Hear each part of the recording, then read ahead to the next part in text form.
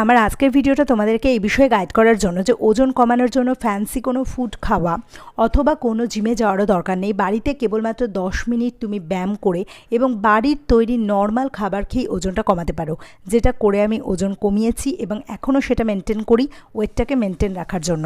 তো সেই জন্য আমি ভেবে রেখেছি প্রতিদিনের কিছু ডায়েট আর এক্সারসাইজের ব্লগ আমি তোমাদের সঙ্গে শেয়ার করব, যাতে তোমাদের পক্ষে সেটা ইউজফুল হয়। তো দেখো, আমি যদি সংসারের সমস্ত কাজকর্ম সামলে 10টা মিনিট নিজের জন্য বের করতে পারি, তাহলে অবশ্যই তোমরাও পারবে। তো আমি আমার ওয়ার্ক শিডিউল অনুযায়ী আমার পক্ষে সকালবেলায় ওয়ার্কআউটটা করে নেওয়া সুবিধে হয়।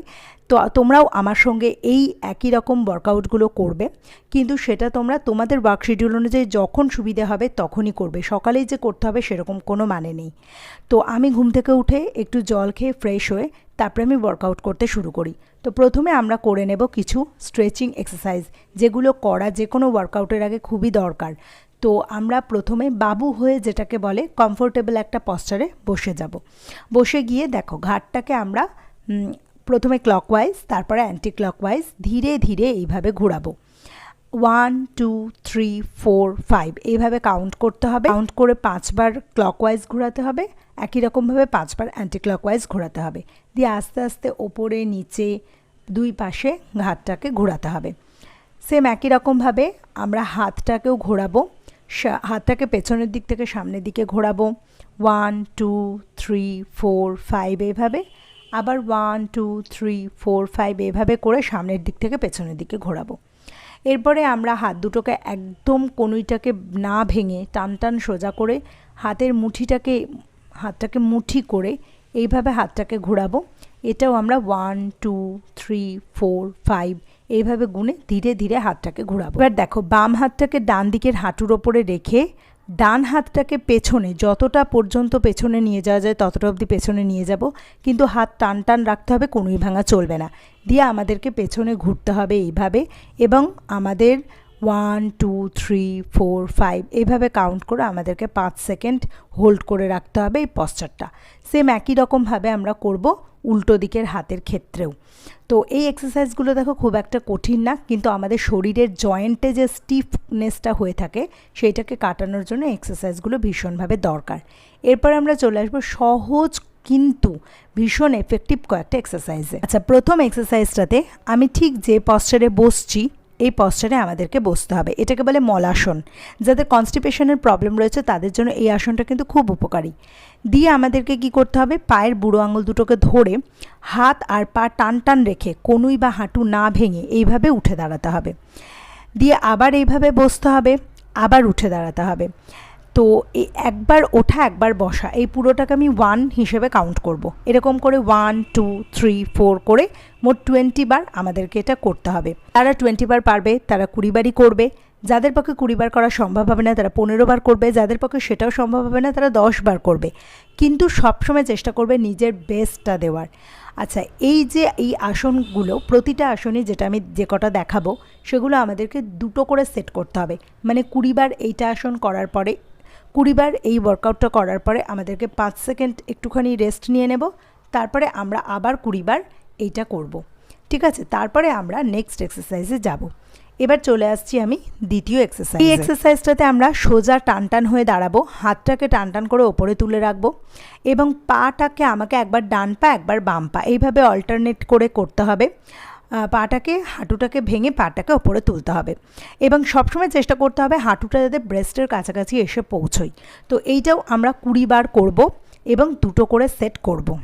3 নম্বর এক্সারসাইজে পা দুটোকে একটু ডিস্টেন্সে রাখতে হবে, হাতটাকে ঠিক আমি যেভাবে রেখেছি সেইভাবে করে রাখতে হবে। দিয়ে দেখো, আমাদেরকে উঠবস করতে হবে, কিন্তু বেশি নিচু হয়ে আমরা বসবো না। ঠিক একটা টুল বা চেয়ারে বসার যে হাইট, সেই হাইটে আমাদেরকে বসতে হবে আর এইভাবে উঠতে হবে। এটাও আমাদেরকে 20 টাইমস করতে হবে এবং 2টো সেট করতে হবে। দেখো, আমি 2টো করে সেট দেখাচ্ছি না, কারণ ভিডিওটা অহেতুক অনেকটা লেন্দি হয়ে যাবে, সেজন্য আমি শুধু বলে দিচ্ছি, কিন্তু তোমরা অবশ্যই 2টো করে সেট করবে। 4 নম্বর লাস্ট এক্সারসাইজ, এটা শুধু ওজন কমানো না, ভুঁড়ি কমানোর জন্য ভীষণ এফেক্টিভ। দেখো, হাত দুটোকে হিপসের তলায় রেখে দেবে, তাতে তোমার পা দুটো তুলতে সুবিধা হবে। দিয়ে পা দুটোকে জোড়া করে হাঁটু না ভেঙে ওপরে তুলতে হবে 90 ডিগ্রি অ্যাঙ্গেলে। দেন মাটিতে নামাতে হবে মানে জাস্ট মাটি টাচ করে আবার পা দুটোকে ওপরে 90 ডিগ্রি অ্যাঙ্গেলে তুলে দিতে হবে। এইভাবে আমাদেরকে করতে হবে, 20 টাইমস করতে হবে, দুটো সেট করতে হবে। দেখো এটা যারা প্রথমবার করছো তাদের পক্ষে খুবই কঠিন হবে এটা, কারণ আমাদের পা দুটো জেনারেলি একটু হেভি হয়, যার জন্য আমাদের পা তুলতে এইভাবে খুব কষ্ট হয়। কিন্তু হতাশ হলে চলবে না, প্র্যাকটিস করতে করতেই দেখবে এটা ভীষণ ইজি হয়ে যায়। তো আমি যেভাবে বললাম বেশি না থেমে যদি সেভাবে এক্সারসাইজগুলো করো তাহলে মাত্র 10 মিনিটের মধ্যেই এতগুলো এক্সারসাইজ কমপ্লিট হয়ে যাবে, এবং এই 10 মিনিটে প্রচুর ঘাম হবে, ঠিক যেমন দেখো আমার হয়েছে, এবং যথেষ্ট পরিমাণে ক্যালোরি বার্ন হবে। ওয়ার্কআউটের পরে আমি জেনারেলি আমার ডিটক্স ড্রিঙ্কটা নিই, যেহেতু আমি একটা মোটামুটি 12 থেকে 13 ঘন্টার ইন্টারমিটেন্ট ফাস্টিং করার চেষ্টা করি, মানে আগের দিন রাত্রে যেটা যখন খেয়েছি সেখান থেকে 12 ঘন্টা পরে আমি পরের দিন সকালে খাওয়ার চেষ্টা করি, সেজন্য ডিটক্স ড্রিঙ্কটা আমি একটু দেরি করেই নেই। তো আমি একটু গরম জল করে নেব, অল্প একটু গরম জলের মধ্যে আমি একটু বিট নুন ভিজিয়ে দেব। দেখো প্যাকেটের বিট নুন নয়, কিন্তু বাজারে যে পাথরের মতো খোলা বিট নুন বিক্রি হয় দেখবে, সেগুলো ভেঙে ভেঙে বিক্রি হয়, সেই বিট নুনই আমি নিয়ে এসেছি। এই বিট নুনই ভীষণভাবে এফেক্টিভ এবং অথেন্টিক এই বিট নুনগুলো। তো তার সামান্য একটু 1 চিমটে মতো বিট নুন আমি নিয়েছি।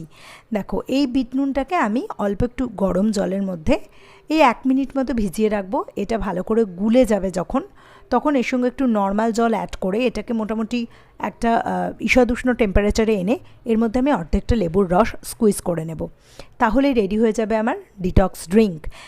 সাধারণত আগের দিন যদি একটু হেভি খাওয়ার হয়ে থাকে, ভালো করে খাওয়ারটা ডাইজেস্ট না হয়ে থাকে, যদি একটু ব্লোটিং মতো লাগে, তাহলে তুমি এই ডিটক্স ড্রিঙ্কটা ট্রাই করে দেখো, ম্যাজিকের মতো কাজ করে এই ডিটক্স ড্রিঙ্কটা। এবার ব্রেকফাস্ট।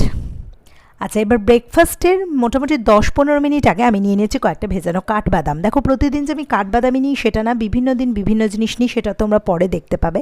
তো আজকে যেমন আমি নিয়েছি কাঠবাদাম। তো এরপরে চলে আসি ব্রেকফাস্ট। ওজন কমাতে গিয়ে মুড়ি খাওয়া যাবে কি না, তো আজকের আমার ব্রেকফাস্টে রয়েছে মুড়ি, আর তার সঙ্গে আমি নিয়েছি বরবটি সেদ্ধর জলটা সমেত আমি নিয়েছি।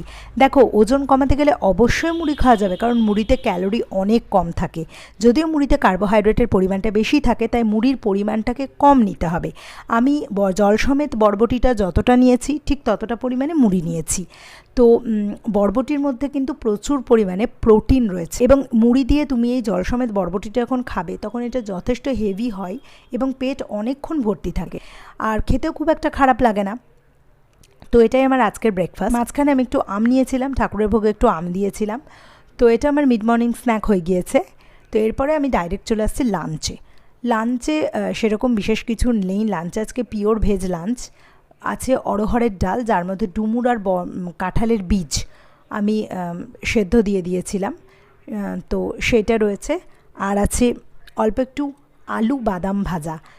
তো জেনারেলি আমি আলু ভাজাভাজি খুব একটা করি না, তো আজকে খেতে ইচ্ছে করছিল সেজন্য করেছি, এবং নিয়েছিও দেখো খুব অল্প পরিমাণে। আর পোস্ত দিয়ে পটলের একটা সবজি করেছিলাম, সেটা নিয়েছি বেশি করে। আর আছে স্যালাড হিসেবে শসা। তো যাই হোক, লাঞ্চ পর্যন্তই আজকে আমি শেয়ার করলাম। তোমরা অবশ্যই এটা মাথায় রাখবে, 70% কিন্তু তোমার ডায়েটের ওপরেই তোমার ওজন কমানোটা নির্ভর করছে, তাই ডায়েটের দিকেও খেয়াল করাটা ভীষণভাবে জরুরি, পাশাপাশি এক্সারসাইজগুলো করাও ভীষণভাবে দরকার। তো যাই হোক, আজকের ভিডিও এই পর্যন্তই। পরের ভিডিও খুব তাড়াতাড়ি আমি দেওয়ার চেষ্টা করছি। দেখা হবে নেক্সট ভিডিওতে।